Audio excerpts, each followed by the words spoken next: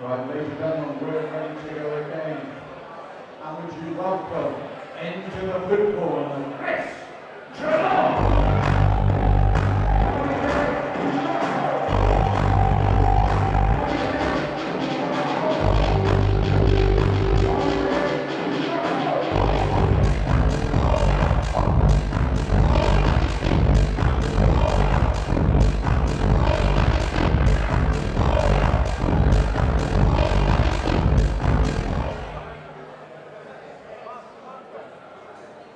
And would you welcome into the red corner, Simon Chow!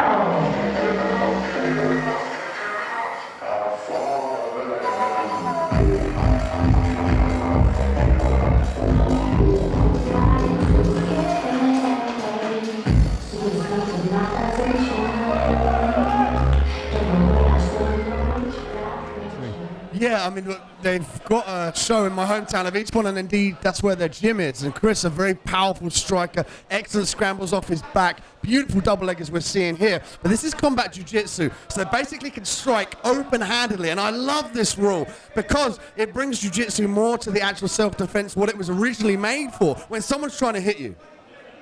Yes, and his opponent, Simon Town, Granite Gym and Checkmat, and 1 10-minute round. So real cardio as well for these big men.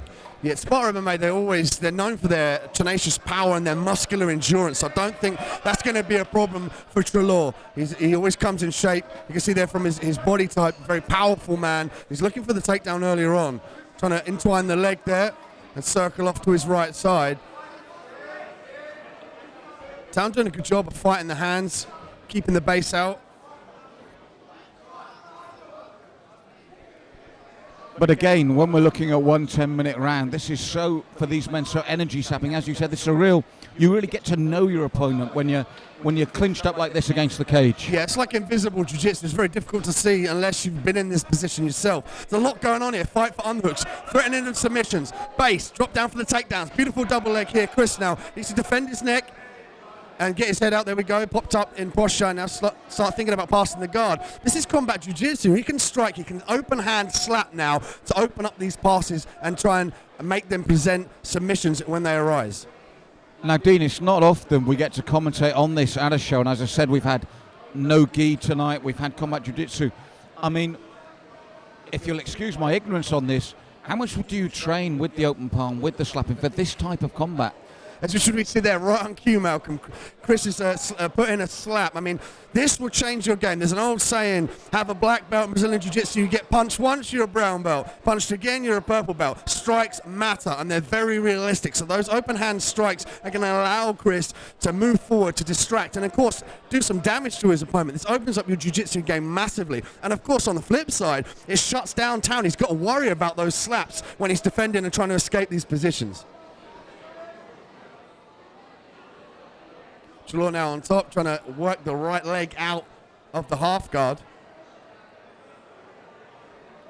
And for Town, although you've been impressed with his defensive ability, he took another slight slap there. These opening minutes have been all defensive. He's been under pressure from the start, hasn't he? He did a good job of retaining the guard there in that position. Treloar's very powerful from the top position here, but he couldn't enable this. There's the slaps of combat jiu-jitsu. And a return fire from Town. Fascinating for the first time if you're viewing this, people, and it just shows, like Lion Fighting Championships. Dean, we were talking during the interval. Every Lion Fighting Championships brings you something different, but the excitement levels, the fights are incredible. The standards have been consistent from day one. My heart always lies in the LFC. It's one of the first shows that I started commentating on, and continuously the fights are just astounding. The matchmaking is perfect for a local show on the local circuit. It's one of the best in the UK. Wholeheartedly agree with that, and one obviously continually bringing us new forms for the public here. So now working the rubber guard here.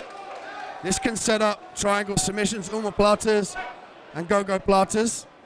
But this is when Chris needs to get active with the slaps to open up the pass. He's got to get out of this position in the full guard here. Town's in a defensive position. Working the slaps here, there's a fast array of submissions you can throw up from his back. Difficult when he's pinned up against the cage. And Chris comes from a mixed martial arts background, so he's very aware of these positions up against the cage here. But what he needs to do is use the slaps to open up the guard passes.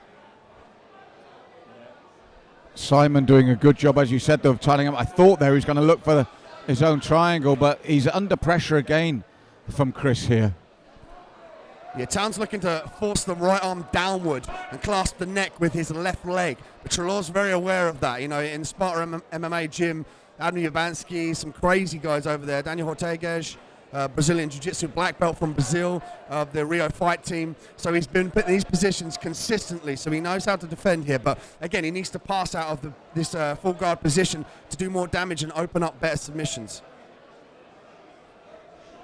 Yes, and as we mentioned earlier, this is one 10-minute round, straight 10 minutes of action, and then we'll go to our judges.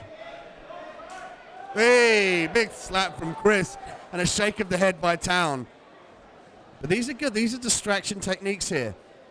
Treloar now, the guard's open. He needs to sense the guard's open. Town looking for the sit-up sweep here. And Treloar's going to look to stack in. He's got to be careful of the armbar in this position here. And again, those distraction slaps from Treloar. Town looking briefly just to kick off the cage to set up the armbar, going back to the rubber guard again. Treloar posturing down. Now, when the guards are open, you can hear Sparta MMA's corner. They're asking him to stand up. They want him to posture out of the guard. So when the legs open of Town, they want him to stand up and then pass the legs.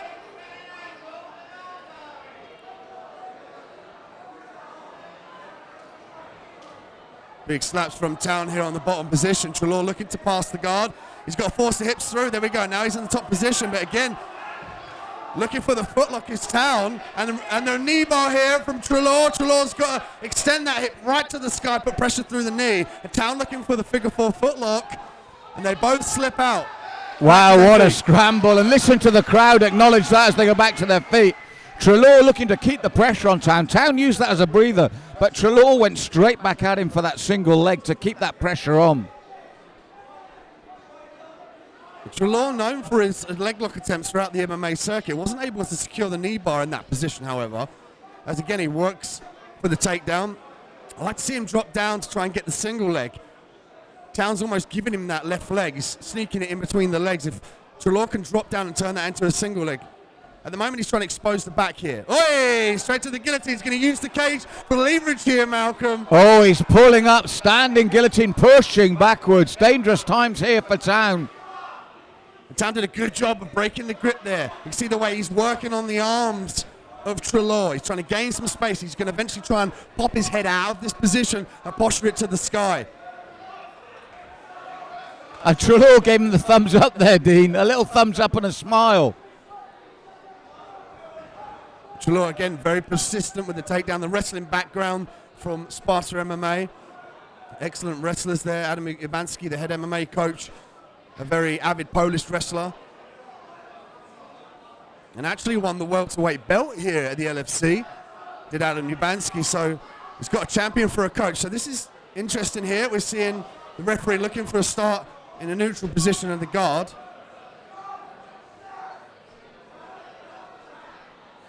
I imagine that was because of something that Chris had done.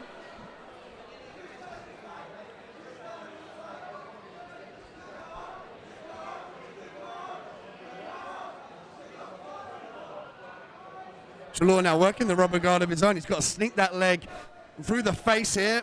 And if he gets his shin underneath, he can turn it to an omoplata here. He was looking to get his shin underneath the head, the neck area of Town, but Chris Treloar going for the inverted triangle here.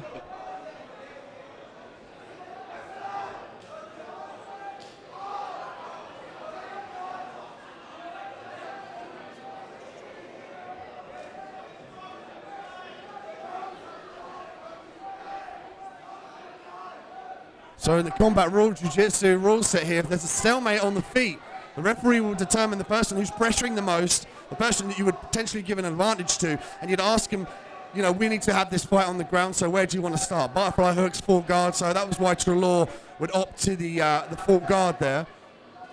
Very comfortable off his back. Treloar working the leg up for the rubber guard. Very precarious in this position, particularly because he's to the side of his opponent. Typically, you need to be underneath your opponent with your other leg around their body in some respect.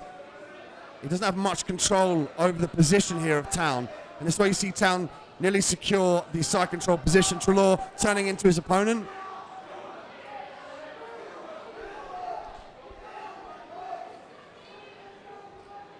Nice slaps from Town. Town looking for the ankle lock potentially. Treloar sensing that and then snatching up the leg of his own. And they both break again, Dean. It's just like before when both went for the locks and immediately both released. And Treloar very savvy in the leg lock game. He actually used that leg lock to get back to the top position. And he needs to start thinking about bringing his posture up now, passing the guard, use the slaps to open up the opportunities to get to a better position, the side controls, the full mounts, the back if it's available. Well, we're inside the last 10 seconds now. That 10 minutes has flown by, Dean. But I've just got the feeling Treloar has really been the man that has... 10 minutes. Hard minutes. Let's hear it for both men, please. But we do have a decision in favor of the blue corner, Treloar.